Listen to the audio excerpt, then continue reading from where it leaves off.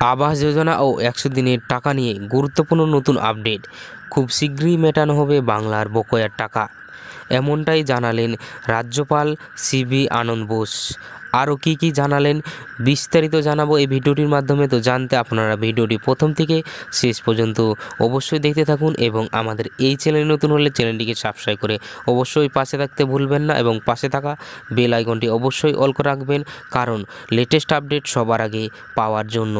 কেন্দ্রের কাছ থেকে রাজ্যের বকেয়া আদায় নিয়ে শুক্রবার থেকে রেড রোডে ধর্নায় বসেছেন মুখ্যমন্ত্রী মমতা বন্দ্যোপাধ্যায়।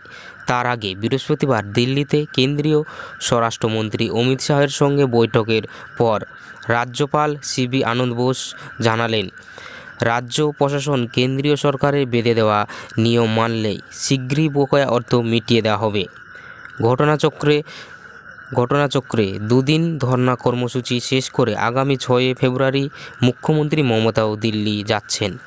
গত অক্টোবরে বকেয়া বিষয় নিয়ে অভিষেক বন্দ্যোপাধ্যায়ের নেতৃত্বাধীন তৃণমূলের প্রতিনিধি দলের সঙ্গে বৈঠকের পরে দিল্লি গিয়েছিলেন রাজ্যপাল বোস। রাজভবন সূত্রে খবর, তখনও কেন্দ্রের সঙ্গে তার আলোচনায় বাংলার বকেয়া বিষয়টি উপস্থিত হয়েছিল। বৃহস্পতিবার রাজ্যপাল জানান, বকেয়া নিয়ে কেন্দ্রীয় স্বরাষ্ট্রমন্ত্রীর সঙ্গে তার কথা হয়েছে। যদিও সেই সব কথা প্রকাশ্যে তিনি বলতে পারবেন না, তবে বাংলার মানুষের কথা ভেবে আলোচনায় নির্যাসটুকু জানাতে পারেন। বোস বলেন, বাংলার বকেয়া শীঘ্রই মিটিয়ে দেওয়া হবে, তবে কেন্দ্রীয় সরকার যে নিয়ম বেঁধে দিয়েছে তা মানতে হবে। রাজ্যের কাছে বেশ কিছু বিষয় নিয়ে কেন্দ্রের জিজ্ঞাসা ছিল, রাজ্য তা উত্তর দিয়েছে।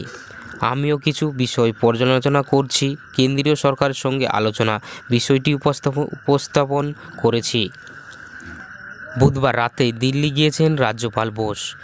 রাজভবন সূত্রে খবর, বৃহস্পতিবার সকালে পশ্চিমবঙ্গের প্রাক্তন রাজ্যপাল তথা দেশের উপরাষ্ট্রপতি জগদীপ ধনখড়ের সঙ্গে দেখা করেছেন তিনি। দুজনের মধ্যে বেশ কিছুক্ষণ কথাও হয়েছে। পরে সন্ধ্যায় স্বরাষ্ট্রমন্ত্রী শাহের সঙ্গে দেখা করেছেন বোস। সেই বৈঠক থেকে বেরিয়ে একটি ভিডিও বার্তায় বাংলার মানুষের উদ্দেশ্যে রাজ্যপাল বলেন, বাংলার মানুষের ন্যায় পাইয়ে দিতে যা করার প্রধানমন্ত্রী নরেন্দ্র মোদীর নেতৃত্বাধীন কেন্দ্রীয় সরকার তা করছে। গত 2 বছর ধরেই তৃণমূল তথা রাজ্য সরকার বলে আসছে 100 দিনের কাজের টাকা কেন্দ্র আটকে রেখেছে।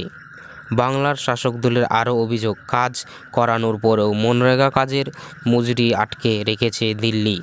পাল্টা বিজেপির বক্তব্য, বাংলায় বিপুল কারচুপি হয়েছে, নবান্ন হিসাব না দিলে কেন্দ্র নতুন করে টাকা দেবে কেন?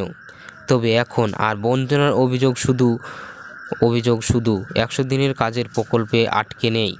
আবাস যোজনা, গ্রাম সড়ক যোজনা নিয়েও কেন্দ্রের বিরুদ্ধে অভিযোগ তুলেছে তৃণমূল। তো বন্ধুরা, আশা করি বিষয়টি বুঝতে পেরেছেন যে জগদীপ ধনখড় দিল্লি থেকে অতি শীঘ্রই টাকা দেওয়ার জন্য যা করার করব এমনটাই কিন্তু জানিয়েছেন। তো বন্ধুরা, এই ছিল আজকের আপডেটটি ভালো লাগলে লাইক, কমেন্ট, শেয়ার, সাবস্ক্রাইব করতে অবশ্যই ভুলবেন না। তো বন্ধুরা, ভিডিওটি সম্পূর্ণ দেখার জন্য আপনাদেরকে অসংখ্য ধন্যবাদ।